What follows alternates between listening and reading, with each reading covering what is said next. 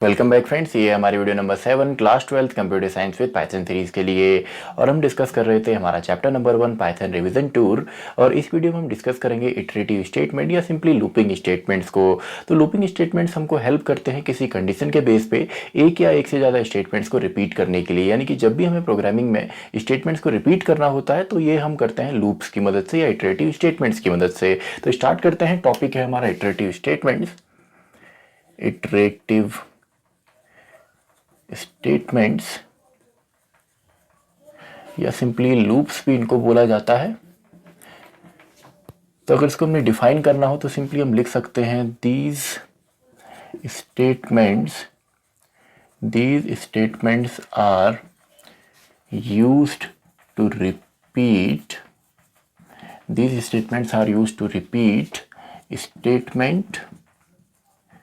Statement या simply statements depending upon a condition test।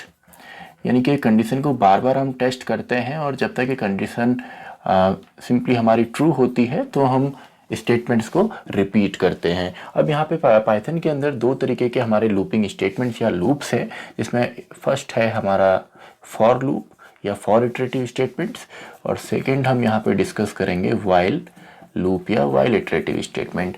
अब for loop mainly हम तब यूज़ करते हैं जब हमको क्लियर होता है कि कहाँ से कहाँ तक हमको रेंज चलानी है, कितने बार हमने रिपीट करना है। और जो वाइल लूप है ये मेनली आपका कंडीशनल लूप है, यानी कि यहाँ पे कंडीशनल का हमें एग्जैक्टली पता नहीं होता, तब हम वहाँ पे हम वाइल लूप को यूज़ करते हैं। लेकिन दोनों का ही काम जो है वो सेम है, यानी कि दोनों ही हमारे स्टेटमेंट्स को रिपीट करते हैं। तो स्टार्ट करते हैं। पहले हम डिस्कस करते हैं फॉर लूप को। तो पहले हम डिस्कस करेंगे फॉर लूप। और फॉर लूप का जो जनरल सिंटैक्स है ये कुछ इस तरीके से है। For variable in sequence. Variable यहाँ पे आपका वो वेरिएबल जो इस लूप को चलाएगा, जो इस लूप की वैल्यू बनता है, एंड सीक्वेंस जिस सीक्वेंस में हमने चलाना है। और एंड इन आपका मेंबरशिप ऑपरेटर ऑलरेडी हम डिस्कस कर चुके हैं। तो सबसे पहले इस तरीके से आता है। देन हमारा स्टेटमेंट, इंटेंड में स्टेटमेंट या सिंपली स्टेटमेंट्स आते हैं जो कि हमने यहाँ पे रिपीट करने हैं, जो सबके सब आपके फॉर के इंटेंड में होंगे। अब यहाँ पे जो आपका सीक्वेंस है, सीक्वेंस आपका क्या क्या होता है। देखिए जो आपका सीक्वेंस यहाँ पे है, सीक्वेंस बनाने में एक तो हमको रेंज फंक्शन यहाँ पे हेल्प करता है।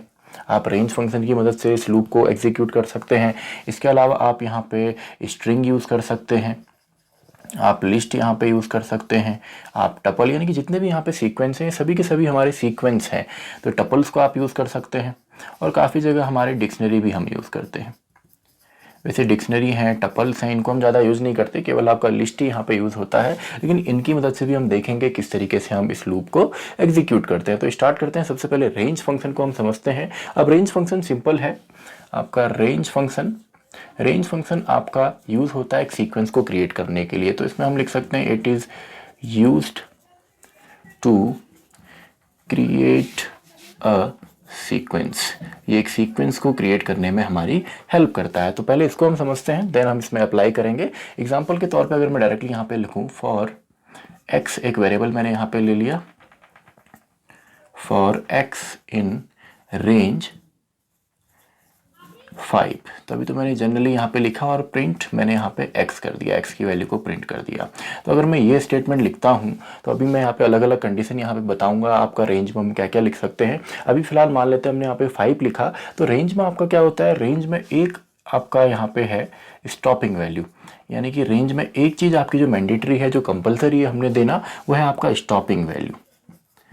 स्टॉपिंग वैल्यू इसमें कंपलसरी है। इसमें मैंने 5 दिया है तो ये 5 तक आपका जाएगा। यानी कि इसमें जो वैल्यू आपकी बनती है x की, ये आपकी स्टार्ट होती है बाय डिफ़ॉल्ट 0 से। यानी कि रेंज फंक्शन बाय डिफ़ॉल्ट अपनी वैल्यू स्टार्ट करता है 0 से। तो बाय डिफ़ॉल्ट मैं यहाँ पे लिख देता हूँ, बाय डिफ़ॉल्ट ये स्टार्ट होता है, बाय डिफ़ॉल्ट स्टार्ट विथ 0 से ये स्टार्ट होगा। और बाय डिफ़ॉल्ट इसमें 1 का इंक्रीमेंट होता है। तो बाय डिफ़ॉल्ट इंक्रीमेंट बाय 1 एक का इसमें इंक्रीमेंट होता है, तो इसका जो आउटपुट आएगा स्टार्ट होगा ये 0 से और ये आएगा 1 2 3 एंड 4। ये आपका इसको अगर हम n मानते हैं, यहाँ पे अगर हम n माने तो ये n-1 तक यहाँ पे एग्जीक्यूट करता है, यानी कि बाय डिफॉल्ट ये चलेगा 0 से और 1 का इसमें बाय डिफॉल्ट इंक्रीमेंट होगा और ये फाइनली जाएगा आपका 4 तक। तो अगर आपने इसमें कोई वैल्यू देनी है, सिंगल वैल्यू इसमें अगर है तो आपकी स्टॉपिंग वैल्यू होगी, यानी कि इसमें जो आपकी मैंडेटरी वैल्यू है। इसके अलावा अगर आपने स्टार्टिंग और एंड यहाँ पे देना है वो भी आप दे सकते हैं। रेंज में आप चाहें तो स्टार्ट वैल्यू भी यहाँ पे दे सकते हैं, आप चाहें तो यहाँ पे स्टॉप वैल्यू भी दे सकते हैं। अब स्टार्ट एंड स्टॉप आप कैसे देंगे, फॉर एग्जांपल अगर इसी एग्जांपल को देखें और केवल हम रेंज की जो वैल्यू है इसको हम चेंज करें तो क्या आउटपुट आएगा एक्स में, इसको अगर हम देखना चाहें, मान लेते हैं हमने यहाँ पे रेंज में लिख दिया आपका स्टार्ट तो हो 5 से लेकिन ये जाए 15 तक। तो सिंपल है, स्टार्ट हो जाएगा 5 से और जाएगा 15 तक, यानी कि सबसे पहले वैल्यू होगी 5 देन 6 देन 7 अप टू आपका 14 तक ये चलने वाला है, यानी कि 5 to 14 यहाँ पे आपकी वैल्यू प्रिंट होगी x की। स्टार्ट होगा 5 से जाएगा 14 तक, क्यों, क्योंकि एक ये कम तक यहाँ पे चलता है। इसी के अलावा अगर आप 3 यहाँ पे देना चाहें, आप यहाँ पे स्टार्ट भी देना चाहें, स्टॉप भी देना चाहें और स्टेप भी देना चाहें तो वो भी आप दे सकते हैं। रेंज के अंदर आप स्टार्ट इसका दे सकते हैं, आप स्टॉप भी इसको दे सकते हैं और नंबर ऑफ स्टेप भी आप देना चाहें तो दे सकते हैं। एग्जाम्पल के तौर पे अगर मैं यहाँ पे लिखता हूँ फॉर एग्जांपल रेंज और मैंने यहाँ पे लिख दिया स्टार्ट हो 5 से ये जाए 20 तक और जाए आपके 2 स्टेप करते हुए, तो इसी स्टेटमेंट को अगर आप यहाँ पे लिखते हैं तो x का जो आउटपुट आएगा ये स्टार्ट होगा आपका 5 से, देन इसमें हमने 2 का इंक्रीमेंट किया तो ये सिंपल आपका हो जाएगा 7 then 9 then simply 11 13 15 then 17 then 19 20 से एक कम यानी कि 19, यानी कि ये सारी वैल्यू आपकी x की यहाँ पे प्रिंट होने वाली है। तो आप स्टेप भी यहाँ पे दे सकते हैं, अब ये आपके ऑप्शनल है, यानी कि अगर आप ये नहीं देते हैं स्टेप तो बाय डिफॉल्ट 1 का लेता है। स्टार्टिंग पॉइंट अगर आप नहीं देते हैं तो सिंपली आपका ये 0 से स्टार्ट होता है। तो तीनों ही अगर आप देते हैं तो तीनों ही यहाँ पे चलेंगे, start point, stop point and आपका इंक्रीमेंट या सिंपली स्टेप कितने होंगे। अब आप इसको चाहें तो नेगेटिव में भी रन कर सकते हैं। नेगेटिव में कैसे, फॉर एग्जाम्पल मान लेते हैं हमने लिखा रेंज, हमने कहा ये चले आपका 10 से और हम चाहते हैं कि आपका 2 तक चले। तो यहाँ पे देखिए अब आप जब इसको नेगेटिव में चलाते हैं तो स्टार्टिंग तो हमने कहा 10 से चले और ये जाए आपका 2 तक, यानी कि नेगेटिव में उल्टा ही लूप हमने चलाना है। तो यहाँ पे मैंडेटरी है कि आपको स्टेप भी देने होते हैं, यानी कि बाय डिफॉल्ट ये 1 का इंक्रीमेंट लेता है लेकिन नेगेटिव में बाय डिफॉल्ट ये -1 का डिक्रीमेंट यहाँ पे नहीं लेता। तो यहाँ पे आपको देना मैंडेटरी है -1। अब क्या होगा, अब सिंपली आपका चलेगा सिंपली 10। अगर आप इसी स्टेटमेंट को यहाँ पे लिखते हैं, इसमें अगर आप प्रिंट करते हैं रेंज 5 की जगह अगर आप ये लिखेंगे तो इसका आउटपुट आपको मिलेगा 10, देन आपको यहाँ पे मिलेगा 8 देन 6 2 सॉरी मैं यहाँ पे 1 का डिक्रीमेंट मैंने किया हुआ है। अगर 2 का डिक्रीमेंट होता तब यहाँ पे 10 8 आता, 1 का इंक्रीमेंट है तो सिंपली 10 9 8 7 6 5 4 3। तो नेगेटिव में एक कम तक ये चलता है, जैसे पॉजिटिव में एक पहले रुकता है वैसे ही नेगेटिव में भी एक पहले ही रुकने वाला है। वैसे अगर इसको हम ऐसे देखें, मैंने कहा रेंज चले, ये चले आपका 5 से और इसको हम नेगेटिव में डाल दें यानी कि -4 तक डाल दें और मैं इसको बोलता हूँ चलिए इसको -2 स्टेप में हमको नीचे चलाना है। तो इसमें आपका सिंपली क्या आएगा, सबसे पहले 5 देन -2 कीजिए यानी कि 3 देन -2 यानी कि 1 देन -2 यानी कि 0 एंड -1 देन एक और आपने यहाँ पे -2 करना है यानी कि -3, यानी कि -4 तक नहीं जाएगा, एक पहले रुकेगा तो -3 तक ही यहाँ पे रुक जाएगा। तो नेगेटिव भी आप चला सकते हैं, बस नेगेटिव में आपने क्या देखना है, आपकी तीनों ही यहाँ पे कंडीशन होनी चाहिए, स्टार्ट कहाँ से होगा, स्टॉप कहाँ से होगा और हम स्टेप यहाँ पे कितना लेंगे, तो तीनों ही आपने नेगेटिव में यहाँ पे देने हैं। तो इस तरीके से ये आपका रेंज फंक्शन जो सीक्वेंस बनाता है। इसके अलावा आप चाहें तो स्ट्रिंग भी यहाँ पे दे सकते हैं। अब स्ट्रिंग में हम सिंपली यहाँ पे क्या करेंगे, अगर आप स्ट्रिंग को यहाँ पे देखें, फॉर एग्जाम्पल अगर मैं फॉर लूप में डायरेक्टली स्ट्रिंग को लिखूँ, मैंने लिखा फॉर और ये सब आपका लोअर केस में आएगा, फॉर एक्स इन, आप स्ट्रिंग डायरेक्टली आप चाहें तो डबल कोट्स में यहाँ पे लिखें या सिंगल कोट्स में आप लिखें, मैंने यहाँ पे कहा टुडे। तो यहाँ पे क्या होता है, स्ट्रिंग के अंदर आपका जो टुडे यहाँ पे एक स्ट्रिंग है। अब आप इसको डायरेक्टली भी दे सकते हैं या आप ऐसा भी कर सकते हैं कि आपने एक वेरिएबल यहाँ पे लिया फॉर एग्जांपल टी नाम से, उसमें आपने टुडे लिख दिया और यहाँ पे सिंपली आप टी लिख रहे हैं यानी कि फॉर एक्स इन टी अगर आप लिखते हैं तो भी दोनों का काम यहाँ पे सेम होने वाला है। आप यहाँ पे डायरेक्टली स्ट्रिंग भी दे सकते हैं। अब इसमें क्या होता है, एक्स की जो वैल्यू है वो हर एक करेक्टर यहाँ पे बनता है स्ट्रिंग का, यानी कि यहाँ पे एक्स की वैल्यू सबसे पहले टी होगी, देन ओ, देन डी, देन ए, देन वाई। तो अगर आप यहाँ पे प्रिंट करते हैं सिंपली x को, तो आपकी वैल्यू इस तरीके से प्रिंट होगी TODAY। और अगर आपको एक ही लाइन में प्रिंट करना हो तो आपको ऑलरेडी पता होगा, हम यहाँ पे लिखते हैं कि एंड ये हो जाए हमारा स्पेस के साथ, यानी कि आप डबल कोट्स यहाँ पे या सिंगल कोट्स आप दे सकते हैं, तब ये आपको एक ही लाइन में सिंपल यहाँ पे इस तरीके से आउटपुट देता है। और आप चाहें तो वेरिएबल भी यहाँ पे लिख सकते हैं, यानी कि अगर आप t=today यहाँ पे डिक्लेयर करते हैं तो फॉर x इन t अगर आप लिखेंगे तब भी आपको सेम आउटपुट यहाँ पे मिलेगा। यानी कि सीक्वेंस में जो आपका स्ट्रिंग है, लिस्ट है, टपल है, डिक्शनरी है, सीक्वेंस के अंदर जो आपके सीक्वेंस उसके अंदर ऑर्डर होते हैं, वो हर एक ऑब्जेक्ट या हर एक वैल्यू आपकी एक वैल्यू बन जाती है यहाँ पे वेरिएबल की। इसी तरीके से ये तो आपका है स्ट्रिंग के साथ। वैसे अगर आप लिस्ट के साथ यहाँ पे करना चाहें तो लिस्ट में भी सेम है, फॉर x या कोई भी वेरिएबल इन लिस्ट मैंने ले ली 2 4, या लिस्ट लिस्ट के अंदर आपके अलग अलग टाइप के डेटा यहाँ पे आ सकता है। मान लेते हैं हमने यहाँ पे लिख दिया टुडे को ही, या फिर हमने लिख दिया यहाँ पे 5.2, तो ये आपकी एक लिस्ट यहाँ पे है। देन मैंने यहाँ पे लिखा कोलन, तो इसको अगर आप प्रिंट करते हैं सिंपली तो आपको यहाँ पे यही चीज़ें मिलेंगी, यानी कि सबसे पहले 2, देन हमारा 4, अब देन हमारा यहाँ पे टुडे हमको नहीं मिलने वाला है, यानी कि TODAY नहीं मिलेगा, पूरा एक ही एलिमेंट है आपका, एक ही यहाँ पे आपका डेटा है इस लिस्ट के अंदर, तो पूरा का पूरा हमें मिलेगा। देन 5.2, यानी कि जितना भी डेटा है वो वैल्यू बनेगा आपका x की, हर एक आपका जो डेटा है। वैसे ही हमारा जो यहाँ पे टपल है, टपल के साथ भी सेम है। अब टपल में ज़्यादा चेंज नहीं करना है, इन्हीं ब्रैकेट्स को अगर हम ये वाले ब्रैकेट यहाँ पे यूज़ करते हैं, पैरेंथेसिस यूज़ करते हैं, तो सेम चीज़ हमारा यहाँ पे रिपीट होगा, यानी कि यही चीज़ हमारा रिपीट होगा। और अगर आपको सेम लाइन में लाना है तो आप एंड इक्वल टू यहाँ पे स्पेस भी दे सकते हैं। अब काफ़ी बार हम यहाँ पे वैसे यूज़ तो नहीं करते हैं, जैसे आपका रेंज है, आपका लिस्ट है, ये ज़्यादा यूज़ होते हैं। स्ट्रिंग, टपल, डिक्शनरी ज़्यादा यूज़ नहीं होता है, लेकिन डिक्शनरी को भी आप चाहे तो यहाँ पे कर सकते हैं। फॉर एग्जाम्पल मैंने एक डिक्शनरी यहाँ पे ले ली, A=, मैंने डिक्शनरी डिक्लेयर कर दी जिसमें ये की है और इसकी वैल्यू मैंने दे दी हाई।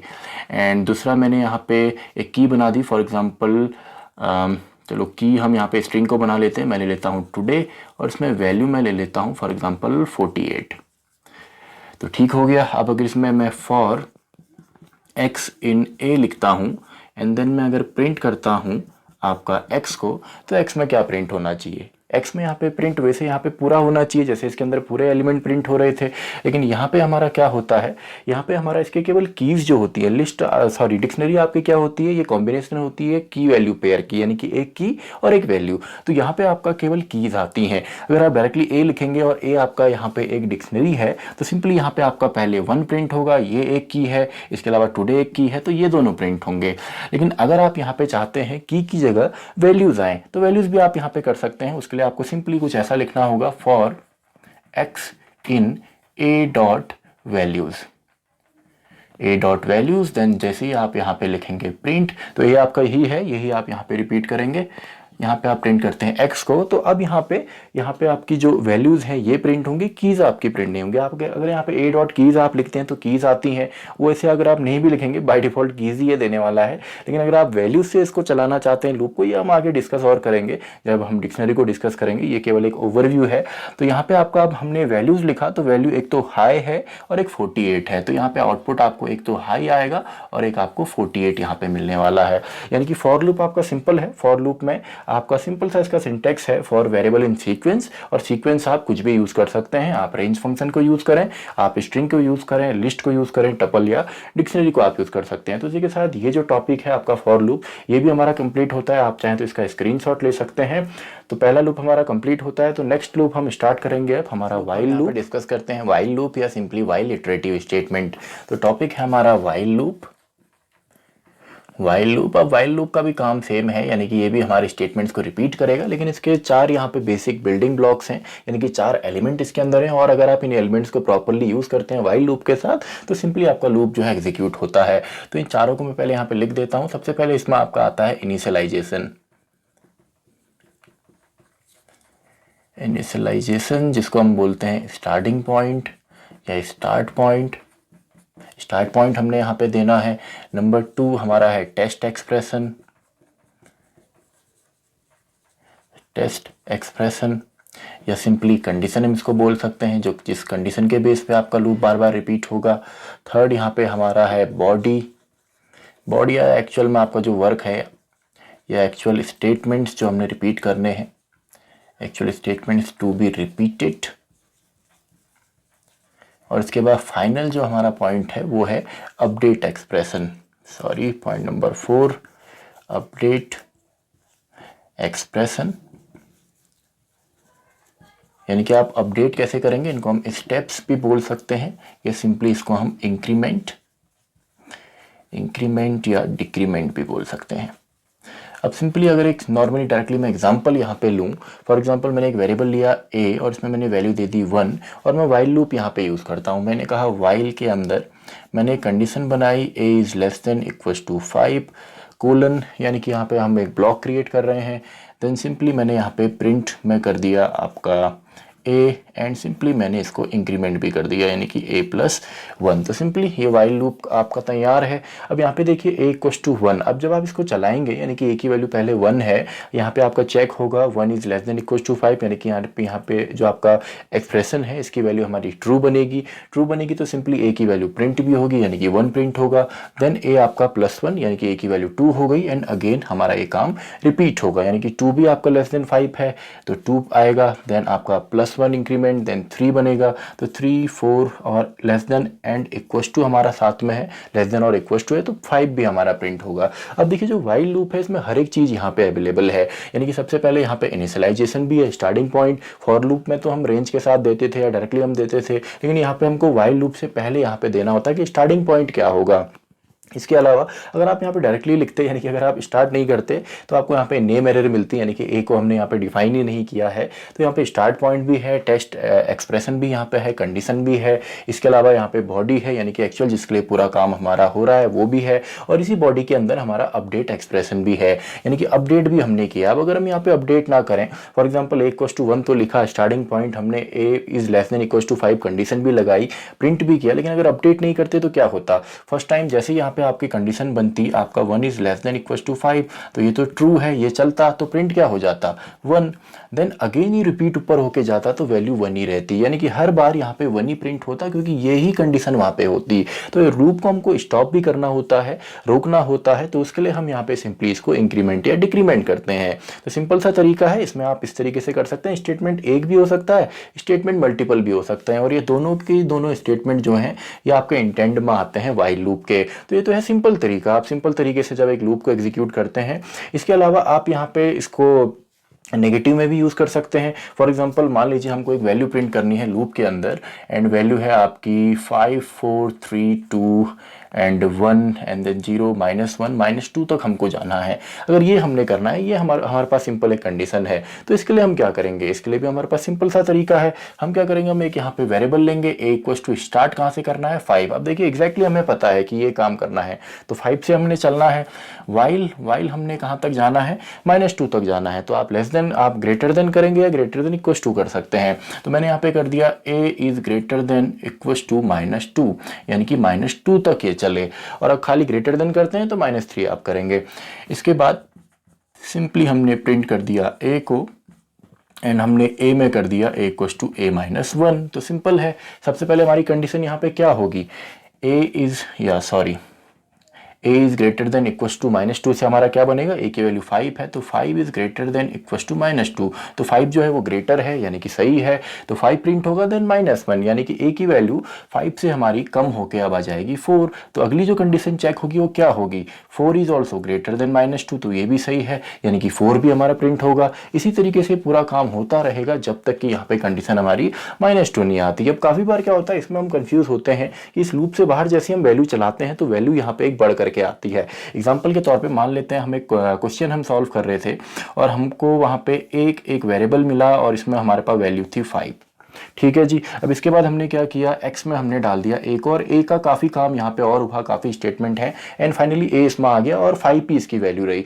अब अगर हम एक लूप यहाँ पे चलाते हैं, फॉर एग्जांपल वाइल, और हमने यहाँ पे कह दिया कि आपका जो x है ये आपका लेस देन इक्वल टू 10 होना चाहिए, देन सिंपली हमने यहाँ पे प्रिंट कर दिया आपके x को। अभी यहाँ पे स्टार्टिंग में तो आपकी जो x की वैल्यू है, जो एक वैल्यू बनती हुई आई है, ये आई है 5, यानी कि लूप आपका स्टार्ट होने वाला है 5 वैल्यू के साथ। तो हमने ये किया, इसके बाद हमने यहाँ पे x इक्वल टू x+1 किया, तो सिंपली ये वैल्यू आपकी चलेगी। एंड फाइनली जब इसके बाहर आप इसको प्रिंट करेंगे वैल्यू ऑफ x मैं यहाँ पे कहता हूँ, तो ये सिंपली यहाँ पे आपकी जो वैल्यू आएगी ये आएगी आपकी 11। अब देखिए इसमें क्या होता है, सबसे पहले यहाँ पे आपकी जो वैल्यू होने वाली है 5 होने वाली है, तो 5 इज लेस देन 10 सही है, तो 5 प्रिंट होगा, देन इंक्रीमेंट भी होगा, यानी कि 5 प्रिंट होगा देन इंक्रीमेंट हुआ, तो 6 के साथ चेक हुआ तो 6 भी सही है, 7 भी सही है, 8 भी सही है, 9। अब जैसे यहाँ पे 9 पहुंचा तो 9 is also less than equal to 10, less than है तो 9 भी प्रिंट होगा। अब वैल्यू हो गई 10, तो 10 होगा, जैसे ये रिपीट होगा तो यहाँ पे वैल्यू अब क्या चेक होगी, 10 चेक होगी, लेकिन 10 यहाँ पे लेस देन तो नहीं है, इक्वल है, इक्वल है तो 10 भी हमारा प्रिंट होने वाला है।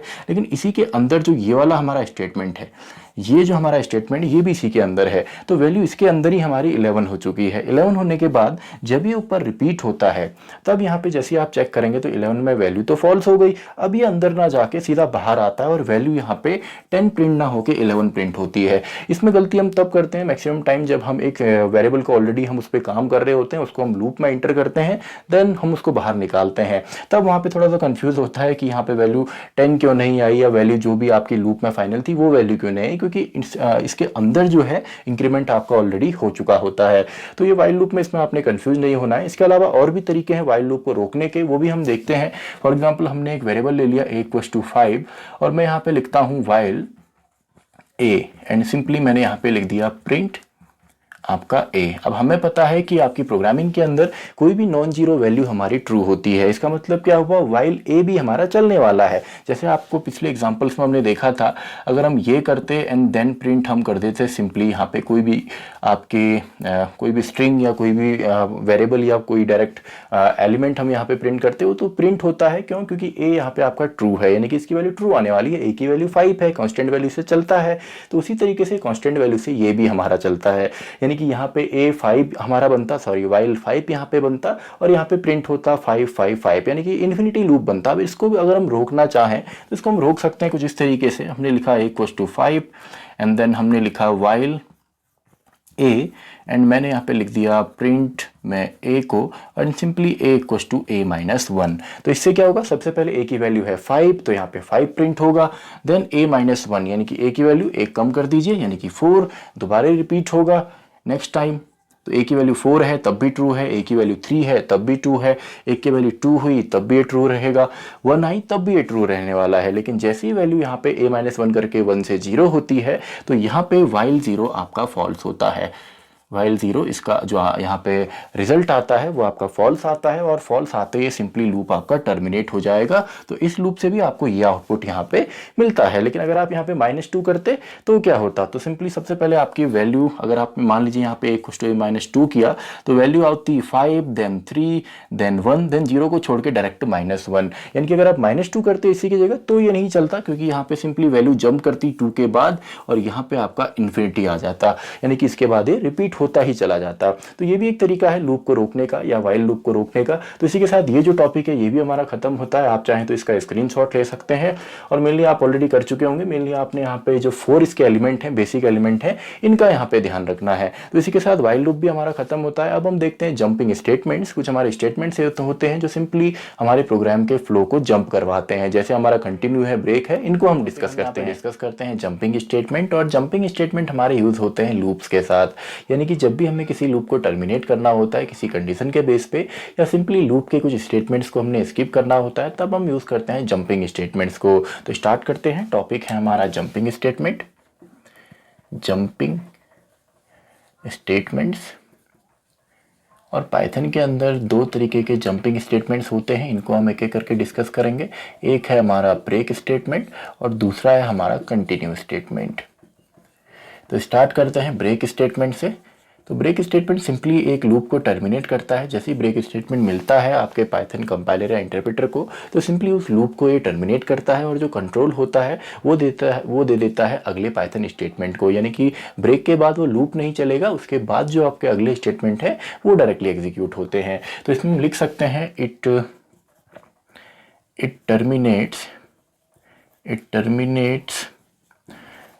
terminates the current Python loop या iterative statement and transfer control to the next Python statement। अब एग्जाम्पल के तौर पे डायरेक्टली इसका एग्जाम्पल अगर हम यहाँ पे देखें, फॉर एग्जाम्पल मैंने लिखा फॉर x इन रेंज और मैंने लिख दिया 5, यानी कि इसकी वैल्यू होगी 0, 1, 2, 3 एंड 4। और इससे पहले भी एक स्टेटमेंट चलिए लिख देते हैं, प्रिंट में मैंने लिख दिया हेलो। तो आप यहाँ पे जितना भी लिखेंगे, प्रिंट हो, फॉर हो, सब आपका लोअर केस में यहाँ पे आएगा। और इसके अंदर मैंने एक कंडीशन यहाँ पे बना दी, फॉर एग्जांपल इफ़ x की वैल्यू अगर होती है 3 तो सिंपली ब्रेक हम कर देते हैं, यह आएगा इफ़ के इंटेंड में, इसके बाहर यानी कि फॉर के इंटेंड में हमने प्रिंट कर दिया सिंपली x की वैल्यू को।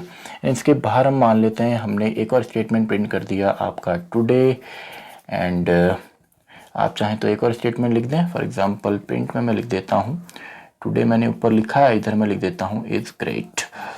तो ये वैसे नेक्स्ट लाइन में आएगा, वैसे तो डायरेक्टली यहाँ पे तो ये स्टेटमेंट फॉर एग्जांपल हमारे हैं और यहाँ पे ब्रेक स्टेटमेंट है। आप इसको फॉर के साथ चलाएं, आप इसको वाइल के साथ भी यूज़ कर सकते हैं। तो सबसे पहले आपका प्रिंट स्टेटमेंट हेलो है, तो हेलो तो आपका एज इट इज़ आएगा।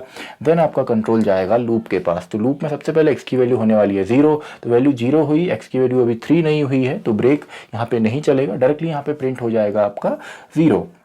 देन अगेन ये रिपीट आपका होगा, तो x की वैल्यू 0 से बढ़ के बाय डिफॉल्ट 1 इंक्रीमेंट होता है फॉर में, अभी हमने डिस्कस किया था। तो यहाँ पे आपका इंक्रीमेंट होके वैल्यू हो जाएगी 1, तो 1 भी आपका चलेगा, देन 2 भी आपका चलेगा। अब जैसे ही वैल्यू 3 होगी तो 3 में यहाँ पे x इक्वल टू 3 है, और जैसे ये वैल्यू ट्रू होती है, इस एक्सप्रेशन का रिजल्ट ट्रू आता है, तो सिंपली ब्रेक हमारा हो जाएगा। ब्रेक होते ही ये पूरा का पूरा लूप हमारा खत्म होता है, यानी कि अभी एग्जीक्यूट नहीं होगा और कंट्रोल चला जाएगा अगले पाइथन स्टेटमेंट पे, यानी कि सीधा टुडे एंड इज ग्रेट हमारा प्रिंट होने वाला है। तो टुडे प्रिंट होगा और इज ग्रेट हमारा प्रिंट होगा। तो आई होप आपको ये समझ में आ गया होगा, काफ़ी सिंपल सा कॉन्सेप्ट है ब्रेक का। इसके अलावा हमारा जो अगला स्टेटमेंट है कंटिन्यू। अब कंटिन्यू सिंपल क्या करता है, कंटिन्यू में आपका सिंपली इसका उल्टा होता है, यानी कि ये आपका यहाँ पे ब्रेक नहीं करता लूप को, ये सिंपली स्किप कर देता है कंटिन्यू के बाद जितने भी स्टेटमेंट हैं, और जो कंट्रोल है वो भेज देता है सबसे ऊपर, यानी कि सीधा ऊपर कंट्रोल भेज देगा। इसके बाद अगर ब्रेक होगा तो सिंपली उसके बाद के जो स्टेटमेंट हैं वो हमारे प्रिंट नहीं होते हैं। तो इसमें हम लिख सकते हैं इट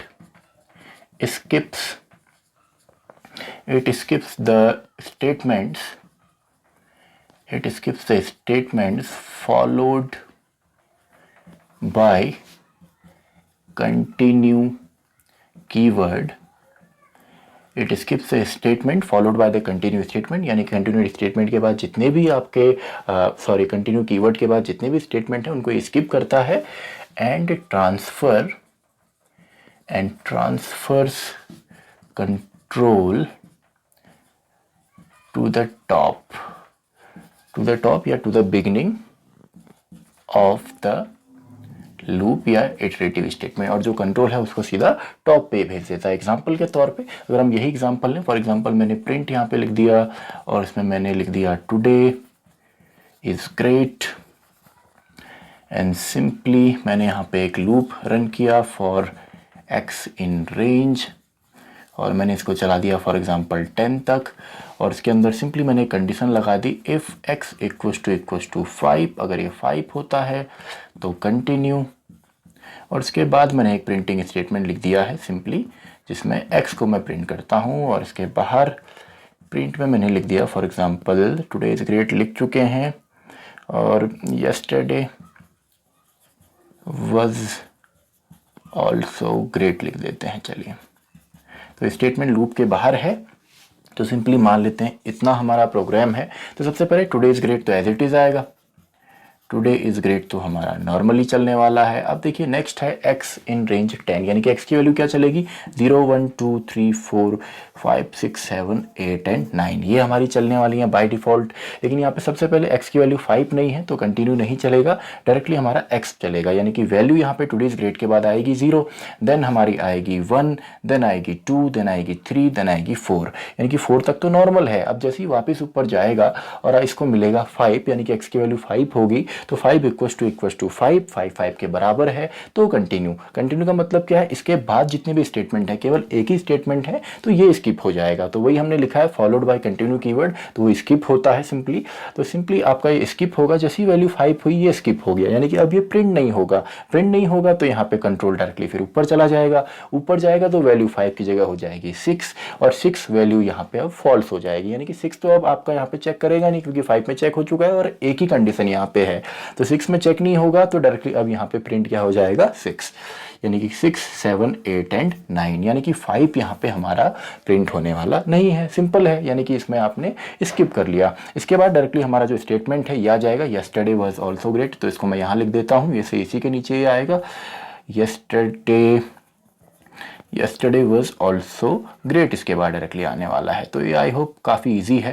लेकिन अगर आप क्या करते, अगर आपको जो प्रिंट स्टेटमेंट है ये इफ से पहले होता, यानी कि अगर ये यहाँ पे होता प्रिंट का स्टेटमेंट, प्रिंट एक्स यहाँ पे होता, यहाँ पे नहीं होता, तो कोई फर्क नहीं पड़ता। क्यों? क्योंकि कंटिन्यू के बाद कोई प्रिंटिंग स्टेटमेंट होता ही नहीं कोई प्रिंटिंग स्टेटमेंट, तो प्रिंट आपका पहले एक्चुअल में हो जाता है, तो इसके बाद कोई फर्क नहीं पड़ता। यानी कि लास्ट में अगर आप कंटिन्यू कर लिखते हैं किसी भी लूप के अंदर तो उसमें कोई फर्क नहीं पड़ेगा, क्योंकि उसके बाद कोई भी चीज़ आपका एग्जीक्यूट करने के लिए है ही नहीं, तो आप स्किप किसको करेंगे।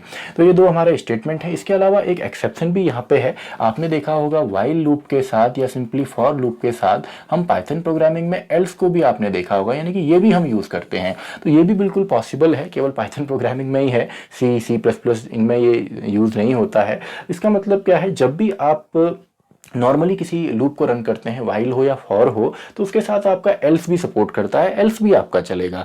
लेकिन अगर आपका जो फॉर लूप है ये अगर टर्मिनेट होता है ब्रेक स्टेटमेंट से, तो क्या होता है, तो सिंपली हमारा जो एल्स है इसको स्किप किया जाता है। एग्जाम्पल के तौर पे अगर सीधा इसका एग्जाम्पल हम देखें, मैंने लिखा फॉर एक्स इन रेंज और वैल्यू इसमें दे दी 5 एंड सिंपली इसमें मैंने यहाँ पे प्रिंट में एक स्टेटमेंट डाल दिया x, और एल्स में मैंने यहाँ पे लिख दिया सिंपली प्रिंट हेलो, या आप इसको वाइल के साथ भी कर सकते हैं। तो ये मैंने लिखा, तो ये बिल्कुल चल जाएगा। यहाँ पे x की वैल्यू यहाँ पे आ जाएगी 0, 1, 2, 3 एंड 4 एंड देन हमारा यहाँ पे हेलो भी आएगा। लेकिन अगर ये ऐसे टर्मिनेट नहीं होता, यानी कि नॉर्मली टर्मिनेट ना होकर ये ब्रेक स्टेटमेंट से टर्मिनेट होता, तो हमारा एल्स यहाँ पे नहीं चलता, यानी कि तब इसको ये पूरा एक सिंगल यूनिट लेता है। अभी तो देखिए यहाँ पे अलग अलग हैं, आपका दोनों चल रहे हैं, यानी कि फॉर भी चल रहा है, एल्स भी चल रहा है। एंड अगर यहाँ पे वाइल होता तब भी सेम काम हमारा होता, लेकिन अगर इसको मैं टर्मिनेट करता हूँ ब्रेक की मदद से, तो सिंपली क्या होता है, ये हमारा नहीं चलता है। एग्जांपल के तौर पे अगर मैं यहाँ पे कुछ ऐसा लिखता, इफ x = 3, तो यहाँ पे ब्रेक हो जाए, और मैंने यहाँ पे कर दिया प्रिंट में सिंपली x को, काफ़ी छोटा मैंने लिख दिया है प्रिंट x, तो इसको थोड़ा सा मैं बड़ा कर लेता हूँ। चलिए, प्रिंट में मैंने यहाँ पे लिख दिया x। तो यहाँ पे अब क्या होगा, सबसे पहले x की वैल्यू होगी 0, देन होगी 1, देन होगी 2, जैसे 3 होगा तो ब्रेक हो गया। ब्रेक हो गया मतलब अब ये नहीं चलेगा, लेकिन साथ में एल्स भी नहीं चलता। क्यों? क्योंकि मैंने टर्मिनेट यहाँ पे किया है ब्रेक की मदद से। तो अगर आप किसी लूप को ब्रेक की मदद से टर्मिनेट करते हैं तो वहाँ पे आपका फॉर एल्स हो या आपका वाइल एल्स हो, ये सिंपली एग्जीक्यूट नहीं होता है। तो इसके बाद आपका हेलो यहाँ पे नहीं आएगा। लेकिन अगर ये नॉर्मली टर्मिनेट हुआ होता, यानी कि इन जनरल यहाँ पे आपका ब्रेक स्टेटमेंट नहीं होता, अगर मैं डायरेक्टली बोलूं, अगर ब्रेक स्टेटमेंट यहाँ पे नहीं होगा तो आपका एल्स भी यहाँ पे सपोर्ट करता है। एल्स के अंदर जितने स्टेटमेंट होंगे वो भी आपके एग्जीक्यूट होने वाले हैं। तो इसी के साथ हमारा ये टॉपिक भी पूरा होता है, जो हमारा जंपिंग स्टेटमेंट है। आप चाहे तो इसका स्क्रीनशॉट यहाँ पे ले सकते हैं, आपका ब्रेक स्टेटमेंट हो या आपका कंटिन्यू हो या सिंपली हमारा फॉर या एल्स वाइल के साथ एल्स स्टेटमेंट हो। तो इसी के साथ ये वीडियो भी खत्म होती है, और नेक्स्ट वीडियो नंबर 8 में हम यहाँ पे कुछ प्रोग्राम्स क्रिएट करेंगे आपका लूपिंग स्टेटमेंट की मदद से या जंपिंग स्टेटमेंट की मदद से। तो इसी के साथ इस वीडियो को भी हम यहीं पे खत्म करते हैं, वीडियो नंबर 7। मैं मिलता हूं आपसे अगली वीडियो में, वीडियो नंबर 8।